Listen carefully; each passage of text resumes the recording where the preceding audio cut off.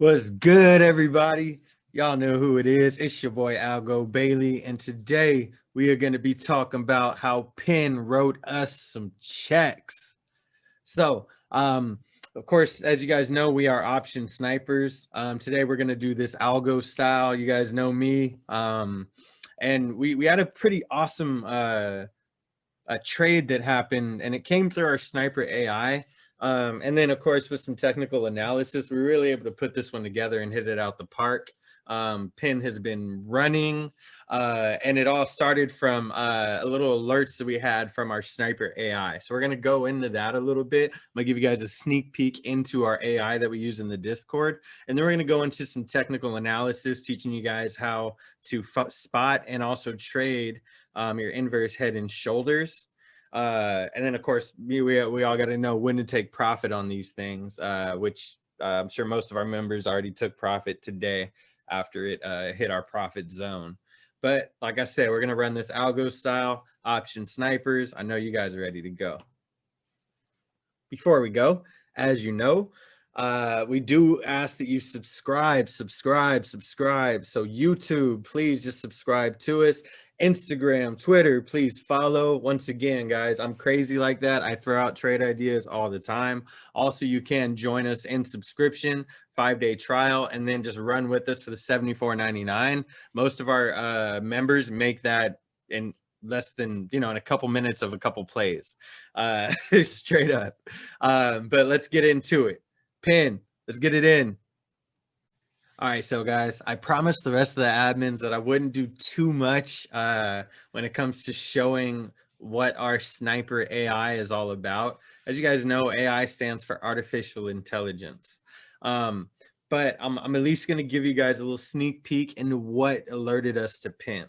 So it started on the 2nd of December, and we started just getting little alerts, whether they were from our bots telling us that it's possibly in a buy zone, or dark pool orders, right? The more of our bots, once again, sweeps coming in, right? So that's the 2nd.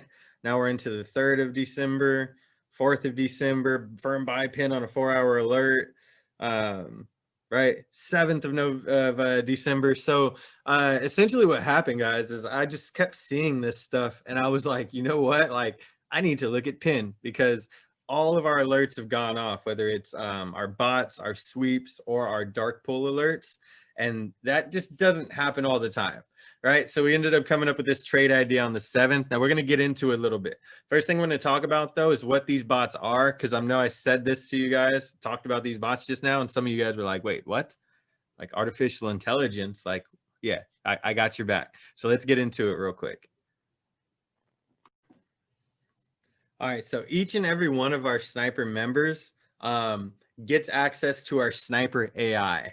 What this does is it gives us access to have, I guess if you could imagine it, as a human being, we only have one set of eyes, right? We only got 2 eyes. We can only see so much. Our brains can only take in so much information at once. It's very hard to be everywhere at once. We're not omnipresent, things like that. And so what we do is we enlist the help, the assistance of our friends' artificial intelligence. So if you can imagine this, artificial intelligence, these robots, these bots don't have eyes, right? They essentially have unlimited energy to be able to search and scan for specific things. And so 3 benefits of being a sniper is that you get access to 3 different types of AI. So the first one looks for sweeps.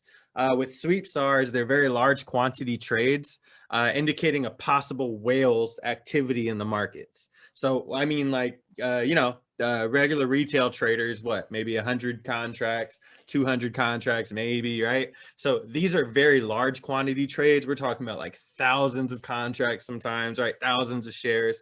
And really what they do is they're indicating that the buyer wants to take a position in a hurry, anticipating a large move coming very soon, right? So we want AI looking out for these things on specific tickers, and just so we know when, there's possible whale activity coming in, betting on the stock to move in a certain direction. One thing that we do here at Option Snipers, we know the value of the whale. All we do is follow the whale, right? We want to see where these little imprints of hedge funds or big money in the markets lie, because we just want to lay with them, right? Makes our job in the markets that much easier. Next up, we have dark pool. So what dark pool is, it's a private exchange for trading. It is not accessible to just the regular investing public. It's meant to facilitate anonymous block trading.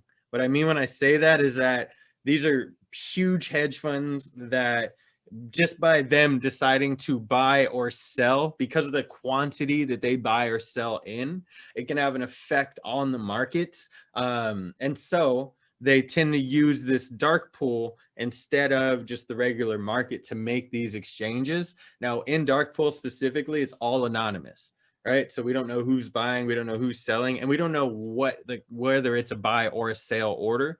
All we can do is we see those orders come through, and then we have to be able to piece together the puzzle, I guess you'll say, to see where or what direction that buy or sell order was going in. And then lastly, we have our bots. These guys are trading bots. They're programs that watch market conditions based on some predetermined algorithms that we've put a lot of work into. And what it does is it allows automated trading or in high frequency trading to occur. Big hedge funds use bots to trade nowadays. Most people on Wall Street, quote unquote, simply just take calls from their clients because everything is done using bots and algorithmic trading. More than 80% of the market is traded by bots. So in order to be able to compete with the bots, in order to be able to create, self-sufficient traders that can go toe-to-toe with these bots, we enlist them ourselves just to give us that slight edge. And the mixture of these three is what you just saw. You saw sweeps come in for PENN. You saw dark pool come in for PENN, and then you saw our bots triggering for PENN too. So when I saw all those three things in conjunction over a couple days, I knew I at least had to take a look at this and see if I could do some technical analysis, dig in, and see what was really going on with this ticker. All right, so I showed you guys a little bit of what happened before, but this alert right here is the one that broke the camel's back. And it was on the 7th. I want to say it was 9:30 a.m. Right? We got an alert for buy PENN on a 4-hour alert. And so, like I said, that was the time where I decided, you know what, I really got to follow this up right now. So went to my good friend Trend Spider, and this is what we saw right away. It was an inverse head and shoulders.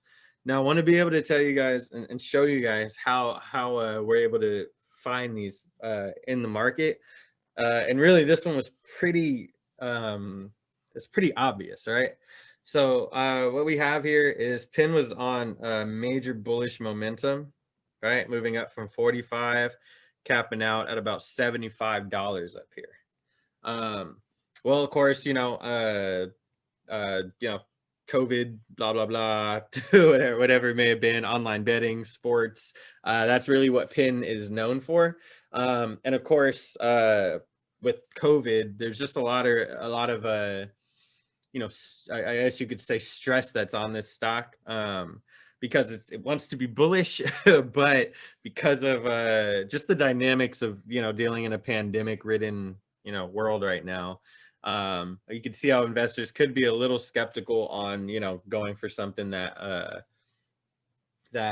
promotes sports betting when, every other week you got some team getting shut down because something's going on. So what you'll see here is that once it got to this all-time high right here, just over 75, somewhere around 76, that's when bears really started to come and try and pull this stock down, right? So you'll see an attempt right here, but it bounced back and tried to retest those highs. Now, when it could not reclaim these highs right here, this is what triggered sellers to start coming in force, okay?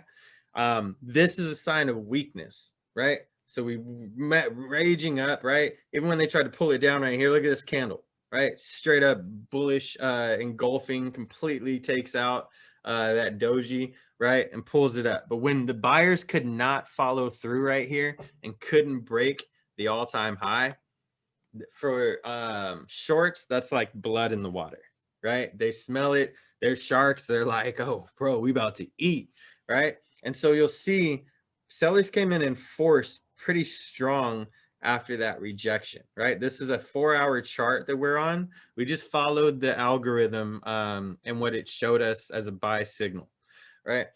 But we wanted to see what was going on here. Once again, I want you guys to be able to understand how head and shoulders come into formation, right? You couldn't take out the high.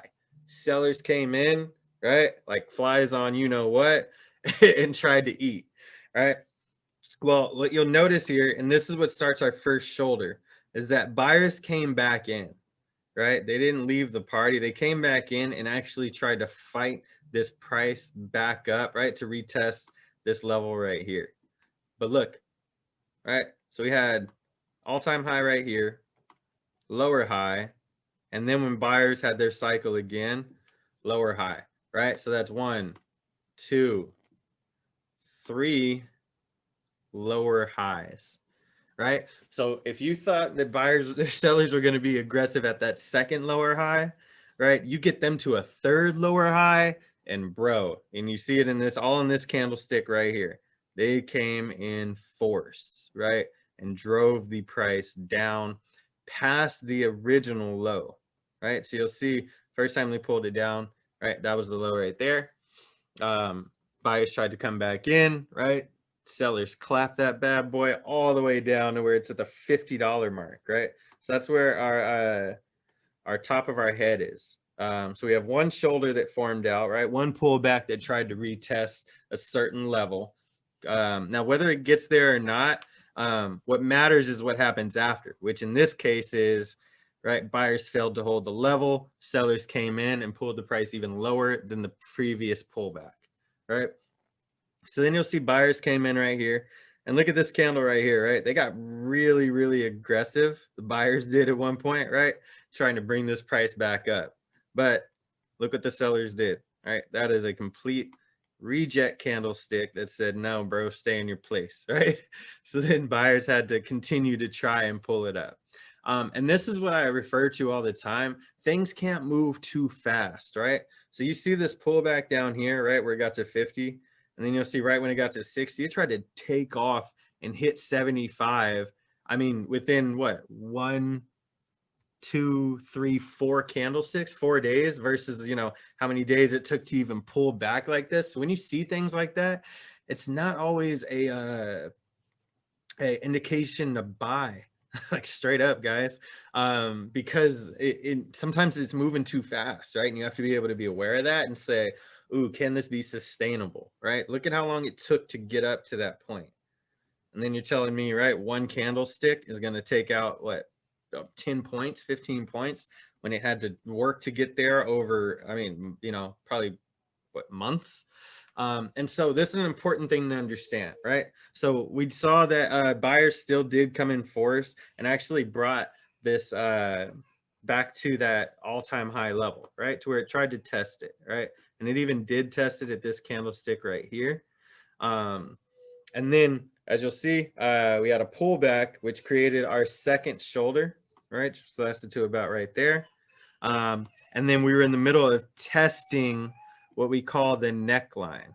So this neckline, what this is this is the level that the stock tried to get to and continuously got clapped, right? So we have a whole level right here where it did that between 73 and 75 bucks, right? Between that level right there, that was our resistance point on this head and shoulders, right? So we had one shoulder form, head form, and then our second shoulder form. Now I'm going to tell you guys how we're able to plot these levels above it now that we know how to identify what a head and shoulders is. So now when it comes to being able to plot levels, right? Because it's one thing to be able to identify a head and shoulders. It's another thing to be able to actually play it for profit. So we're looking for measured moves here, What measured moves mean is that we have a certain reference point and we're looking at the I guess you could say the amount of price action within that reference point and projecting it in the opposite direction. So one of the things I like to do with Head and Shoulders that makes it pretty easy for me is I will calculate the shoulders to the neckline and I'll project those levels upwards, right? So our neckline is right here at this 75.62. That's what I identified as neckline because I was at the top of this zone that it continuously rejected, right? And so what I did is I projected this shoulder upwards, projected or counted, you know, how far it was from this shoulder to this to the neckline, projected that upwards, and then projected the head right here in the neckline and projected that upwards. Now, when I projected that upwards, it gave me a number of about 93, I want to say, like 93 to 94. But once again, I always like to be modest when it comes to projections because I'd rather take profit a little bit early than, you know, stay in a trade too long and wear out my welcome. So we identified, once again, the measured movement of what these shoulders and this head could be.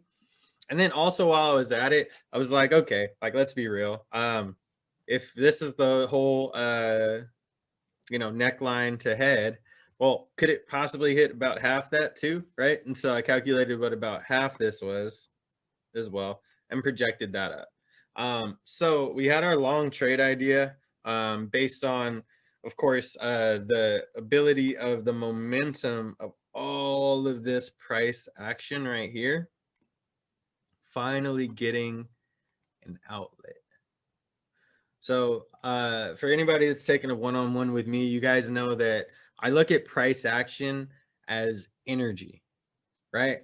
And so it's happening during this form of consolidation, right? Where buyers and sellers are really, you know, trying to play tug of war for who's going to win. These are all energetic transactions, right? Somebody's buying or selling for some reason, right? Or an algorithm's doing it for some pre-plotted reason by some, you know, diabolical human, right? And so that's all that's happening right here, right? Well, eventually this energy, it has to be expelled, right? Sometimes this could be expelled in a failed inverse head and shoulders, right? Where price tries to go to that neckline again and rejects again. But in this case, it didn't do that, right? This guy went rippy mode, and it was all through being able to see our AI, right, trigger certain things, and then being able to use technical analysis to plot the levels. And then from there, we just let it rip. Once again, one of the things I love about the way that we trade is that we can pre-plot these levels, right? So if I give the members, right, 7562's entry, right, scalper TP, TP1, medium hold, long hold, right? They can decide what kind of play they want to run with it. And then, you know, buy a contract that, right, is either, you know, for long hold, maybe a few months out, right? Versus scalper, we're just watching, waiting for the move to break, and then we'll, you know, get in and get out really quickly. We try to make it universal, and really you can do this with your trading, guys. It just takes a little bit of practice to be able to identify certain patterns like this. These are called chart patterns. And once again, guys, this is an inverse head and shoulders long hold trade idea. So then, of course, it's only right that the very next day, December 8th, you'll see right here, PENN decided to have a breakout. So once again, this is something we're not even surprised at anymore when our algos are firing off and algo as in myself is firing off. Crazy things like this tend to happen all the time. So we saw that right at about 10:30, we had some really, really bullish candlesticks come in, and that actually brought PENN to our scale in entry zone for letting this reverse head and shoulders come to fruition. You'll see right here, this is a 30-minute chart on the 8th. So when I say that that thing went rippy, that's exactly what I meant. I mean, it took from 72 to 77 in about 3 30-minute candlesticks. So this got us into the trade and even got our weekly guys, right? The ones that mainly scalp these things into profit zone. Now, once again, guys, I want to say it again because it's something you got to remember. When things move this fast, the chances that they're going to retrace are exponentially higher than that person, than that stock that maybe had to grind out little by little to move up. So we did expect some kind of retracement from this. And then not to mention, guys, this is a much bigger play here, right? We're talking an inverse head and shoulders break. Well, just like a triangle break, just like really any kind of break, usually what are you going to have? You're going to have a break, right? This is our neckline that we had identified, right? You're going to have a break, a retest, and then continuation, right? So our scalpers were happy. Honestly, our people that got in on our long play were happy too, because they at least saw the potential of what could happen here. So let's continue on and see how this pin play matured. All right, and this is a little bit later on the 8th. We went to a 65-minute chart. And really what we were seeing here is that we had the makings of a 3-bar play. We had some resting bars up above this igniting bar right here. And we wanted the stock to hold at at least 76.63, right? Holding above the neckline is what we were really shooting for. Now let's see if it actually did that. Because this is a very interesting back test right here. All right, so for this back test, we're going to go back to our 4-hour chart. Now, this is our up-to-date December 22nd. I didn't really want to leave you guys in suspense, so I figured we'll just fast forward the shenanigans and get to how we were able to print pretty ridiculous on PENN over the last week and some change. So this is our igniting bar from the 8th, right? So what we had our break of our neckline, right? Here's our neckline, right? We finally had our break. Well, once again, what do I always tell you guys? What happens after a break? A retest, right? So once again, and I know there's a lot of our members that may have been frustrated at this area right here, because what'd you get? You got shaken out. Well, why'd you get shaken out? Well, when you're playing in head and shoulders, you want to put your stop loss just under the shoulder, right? This is where your stop loss should be, just under the shoulder, right? Because it's going to break and it's going to try and retest, right? If you have your stop loss too close to the neckline, you might get shaken out, right? Versus if you just put it at the shoulder, and you'll notice, right, that this was this is probably a 3 or 4 to 1 play right here, because once this guy retested, it just took off. You wouldn't even had to like look or think about your profits because they would have just been there. Right? Look at how many look at these 4-hour candles. Right? It was almost a stress-free trade right up until our long hold take profit zone, right? Which is at 91.48. So I just want to be able to once again empower you guys, let you know that hey, like these things are possible. Really just got to have the eye, knowing what you're looking for, and then just understanding how to play each pattern, right? So in this case, just as a reminder, when you're playing the head and shoulders pattern, right, you're gonna project the shoulders upwards, right? That'll give you a couple profit targets. Project the neckline upwards. That'll give you your top line profit target. And then put your stop loss just underneath the shoulder so that when you do break the neckline, right, you know it's going to retest. Hey, it's all good. If it does, you should have gotten a great entry point and profit. And if anything, on this retest, it's a great place to scale in, right? Maybe double up, triple up, and get ready for the ride, because when you see this momentum of these inverse head and shoulders break out, you see what the potential is. I mean, these things are amazing. You can at least get your neckline to your to your top of your head in profit if you play it and time it just right.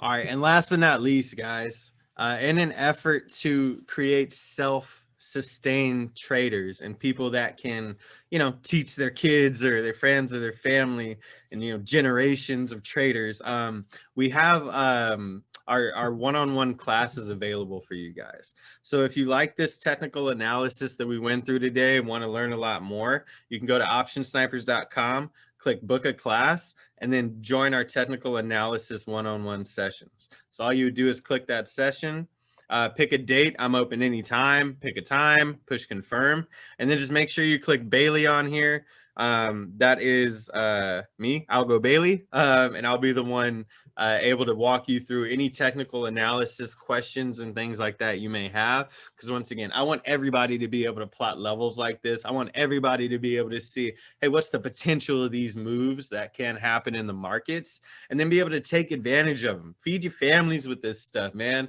A little bit of technical analysis can go a long way and can give you steadier hands to hold through all-time highs or retracement. Nobody likes shaky hands, because then you see a contract that you let go of triple, quadruple, go 1,000% higher, right? And you're stuck with the little maybe 50 or 100% that you gained, right? So this is all garnered through technical analysis, and I want to be able to help you guys with that. So once again, Option Snipers, book a course, and I'll see you guys on the flip side.